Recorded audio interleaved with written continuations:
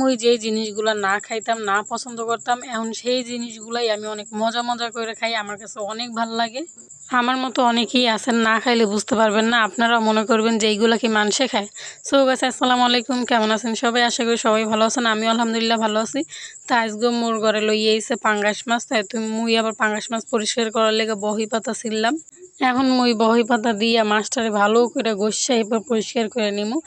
মাছটারে ঘষার একটাই কারণ হইতেছে গিয়ে যে মাছের উপরে যে কালা কালা দাগ, ওই দাগগুলো একবার উঠে যাইব। কারণ রান্না করার পর যদি এরকম দাগ থাকে এলে কিন্তু দেখতে একবারই ভালো দেয় না, আর খাইতেও জানি কেমন লাগে।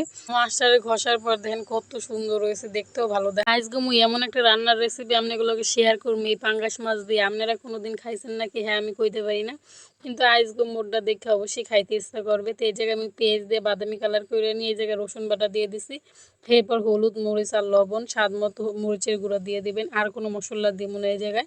এরপর ভালো করে কষাই নিতে হইবে, একবারে ভাজা ভাজা করে নিতে হইবে। এরপর এই জায়গায় মিষ্টি কুমড়া দিয়ে দেবো। মিষ্টি কুমড়া দিয়ে কোনো প্রকার পানি দিব না। এই মিষ্টি কুমড়া দিয়ে এই মশলার উপরে ভালো করে কষাই নিতে হইবে, একবার ভাজা ভাজা করে তেলটা বাইর করে নিতে হইবে। এরপর এই জায়গায় পরিমাণ মতো পানি দিয়ে দিব। পানিটা যখন ফুটে যাব তখন এই জায়গায় পাঙ্গাস মাছটা দিতে হইব। এরপর তো এই জায়গায় পাঙ্গাস মাছটা দিয়া ভালো করে নাড়াচাড়া দিয়ে একটু ঢাইকা ঢুকে দিমু। এবার ঢাইকা দেওয়ার পর এইটারে মাখা মাখা করে উঠাইবেন। বেশি ভাজা ভাজাও করবেন না, বেশি ঝোলও রাখবেন না, হলে কিন্তু মজা লাগবে না।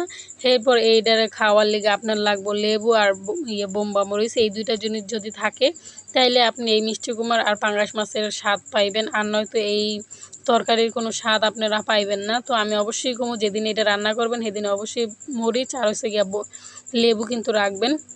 আর এই রান্নাটা আমি শিখছি আমার শ্বশুরবাড়িতে আইসা। আমি যখন আমার প্রথম শ্বশুরবাড়িতে আইসি তখন আমি দেখি যে হেরা অন্য মানে ভিন্ন ভিন্ন ধরনের রান্না খায়, সব জায়গায় তো সব রকম রান্না খায় না। তো এরপর তো আমার শাশুড়ি দেখছিলাম একদিন পাঙ্গাস মাছ দিয়ে মিষ্টি কুমড়া রাঁধছিল। তো আমি কইছিলাম যে এরকম কি পাঙ্গাস মাছ দিয়ে মিষ্টি কুমড়া খাওয়া যায়? তো আমার শাশুড়ি কইছিল একবার হইলেও খাইয়ে দেখো কেমন লাগে।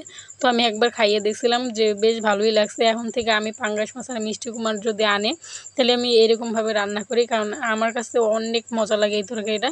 আর আমার শ্বশুরবাড়িতে এই তরকারিটা সবাই অনেক পছন্দ করে। বলতে পারেন যে আমাদের ঘরে জাতীয় মাছ যদি হয় পাঙ্গাস মাছ, আর জাতীয় খাবার যদি হয় মিষ্টি কুমড়া আর পাঙ্গাস মাছ। তো আপনারা একবার হলেও ট্রাই করে দেখবেন, অবশ্যই প্রেমে পড়ে যাবেন এই তরকারির। সো আমার আজকের এই রেসিপিটা কেমন লাগলো অবশ্যই কমেন্টে জানিয়ে দিবেন, আর যাদের কাছে ভালো না লাগছে তারাও জানিয়ে দিবেন। তো সবাই ভালো থাকবেন, সুস্থ থাকবেন। ভিডিওটা ভালো লাগলে লাইক, কমেন্ট অ্যান্ড শেয়ার করে পাশে থাকবেন। আসসালামু আলাইকুম সবাইকে। খোদা হাফেজ।